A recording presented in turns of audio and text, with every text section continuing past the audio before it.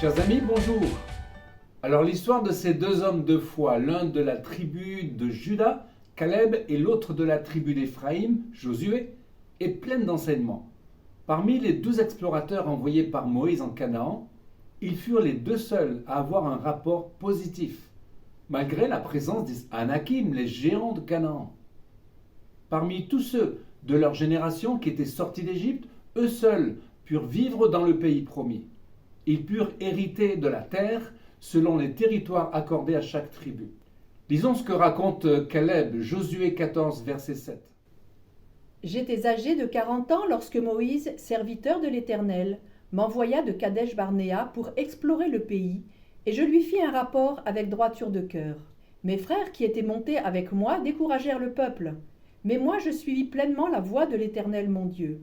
Et ce jour-là, Moïse jura en disant : le pays que ton pied a foulé sera ton héritage à perpétuité, pour toi et pour tes enfants, parce que tu as pleinement suivi la voie de l'Éternel mon Dieu. Nous voyons alors que Caleb, fils de Jephouné le Kézien à 85 ans, demanda à Dieu la montagne où se trouvaient des Anakim dans de grandes villes fortifiées. Cela montre sa foi. Josué lui donna la ville d'Hébron en héritage. Hébron s'appelait d'ailleurs Kiryat Arba, la ville des 4 géants, Arba et ses 3 fils. Aujourd'hui, Hébron a été donné à l'autorité palestinienne et les Juifs ont recréé Kiryat Arba à côté. Par la suite, dans le livre des Juges, nous voyons que Othniel, le neveu de Caleb, prêta main forte à son oncle qui lui donna en récompense la main de sa fille Aksa. Othniel fut le premier des juges, les Shoftim, que Dieu suscita pour délivrer les enfants d'Israël. Hélas, après la mort de Josué, la nouvelle génération du peuple juif qui ne connaissait pas Dieu fit ce qui déplaît à l'Éternel et servit les Baals. Dieu les livra entre les mains de leurs ennemis jusqu'à ce qu'ils crient à l'Éternel et que Dieu leur envoie un sauveur. C'était le temps des juges. Parlons de Caleb et Josué. Lorsque les explorateurs revinrent vers Moïse, Caleb et Josué, tout joyeux de leur retour, ont ramené des fruits de la région d'Hébron. Nous connaissons l'image des deux hommes portant une immense grappe de raisin. Lisons Nombre 13, 23. Ils arrivèrent jusqu'à la vallée d'Eshcol où ils coupèrent une branche de vigne avec une grappe de raisin qu'ils portèrent à deux au moyen d'une perche. Ils prirent aussi des grenades et des figues. On donna à ce lieu le nom de vallée d'Eshcol, à cause de la grappe que les enfants d'Israël y coupèrent. Sur un plan prophétique, il est intéressant de lire cette image. Caleb est de Juda, tandis que Josué est d'Éphraïm. Ces deux tribus représentent prophétiquement Israël et l'Église. Souvenons-nous, Jacob avait prophétisé sur Éphraïm, l'avait fait passer avant Manassé qui était l'aîné, disant d'Éphraïm que sa postérité deviendrait une multitude de nations. Ainsi, Caleb symbolise la nation unique mise à part, Kadosh, qui est Israël, et Éphraïm symbolise les nations, les Goïm, dans lesquelles l'évangile s'implantera et qui représentent l'Église des nations. Comme aîné de Josué, Caleb était le premier portant la grappe. Et nous voulons pour cela citer Paul Guénassia, fondateur et pasteur de l'Église messianique en France et en Belgique. Je lis : Caleb le Juif de la tribu de Juda, le plus âgé, avait 85 ans lorsqu'il conquit Hébron. Il représente le Juif qui porte la grappe qu'il ne voit pas et dit : on va bientôt entrer dans le pays, le Messie, le Seigneur notre Mashiach va venir, nous attendons sa venue. C'est ce que disent les Juifs actuellement. Ils attendent leur Messie. Caleb ne se rend pas compte d'une chose, c'est qu'il est en train de porter sur son épaule le Messie.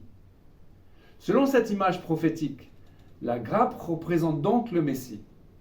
Si Caleb ne la voit pas dans sa marche, Josué, lui, peut la contempler. Je cite Paul Guénassia. Josué, Yoshua, son nom signifiant Dieu est sauveur, représente les gentils car Josué fait partie de la tribu d'Éphraïm, fils de Joseph et d'Asnat, fille d'un prêtre égyptien. Normalement, selon le judaïsme, il n'est plus juif. Josué a les regards fixés sur la grappe de raisin et il dit : le Seigneur est venu, nous le croyons et nous attendons qu'il revienne. En fait, les deux portent le Messie sur leurs épaules. et la perche de bois qu'il porte représente la Bible, la parole de Dieu que les deux, juifs et gentils, portent ensemble, et les deux ne peuvent pas s'en séparer. Dans cette image, nous comprenons que les deux marchent ensemble et qu'ils sont liés, comme le dit le pasteur Paul Guénassia. Nous croyons que les juifs et les gentils sont faits pour marcher ensemble. Si on avance l'un sans l'autre, on n'arrivera à rien du tout. Parlons de cette expression « ne négligez pas ». Malgré l'obéissance de Josué dans sa mission de posséder la terre promise, les Hébreux ne chassèrent pas tous leurs ennemis et ces derniers restèrent comme des pièges et des filets. Ils seront des fouets à vos côtés, des épines dans vos yeux. Voici ce que déclara Josué. Josué 18, 3. Pendant combien de temps encore négligerez-vous d'aller prendre possession du pays que l'Éternel, le Dieu de vos ancêtres, vous a donné ?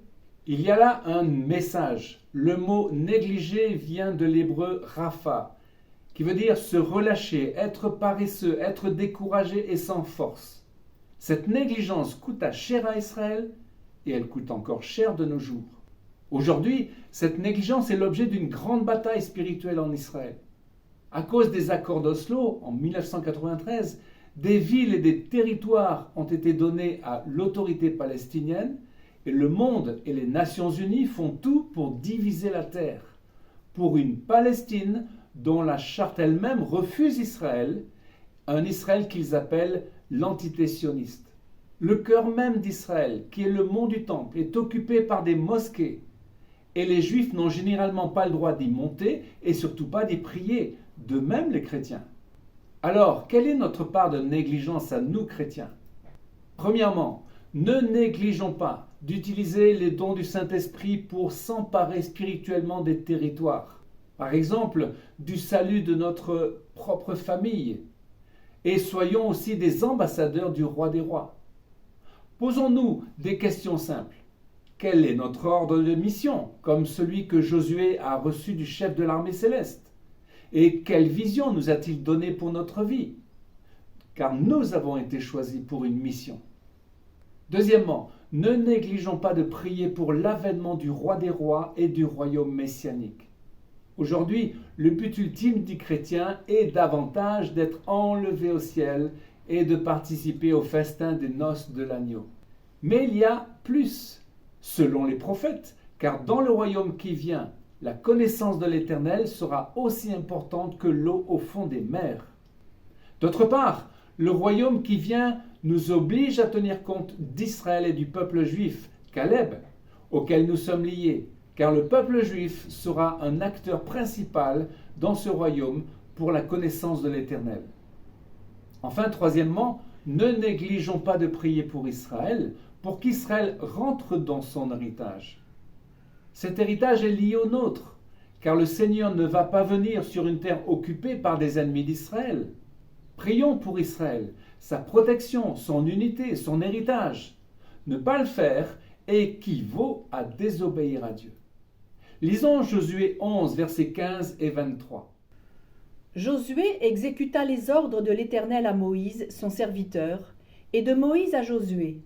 Il ne négligea rien de tout ce que l'Éternel avait ordonné à Moïse. Josué s'empara donc de tout le pays, selon tout ce que l'Éternel avait dit à Moïse. Et Josué le donna en héritage à Israël, à chacun sa portion, d'après leurs tribus. Puis, le pays fut en repos et sans guerre.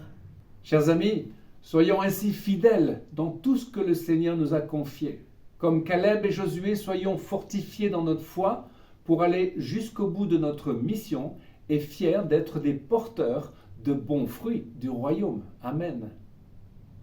Chers amis, à une prochaine fois pour une nouvelle vidéo en direct de Jérusalem.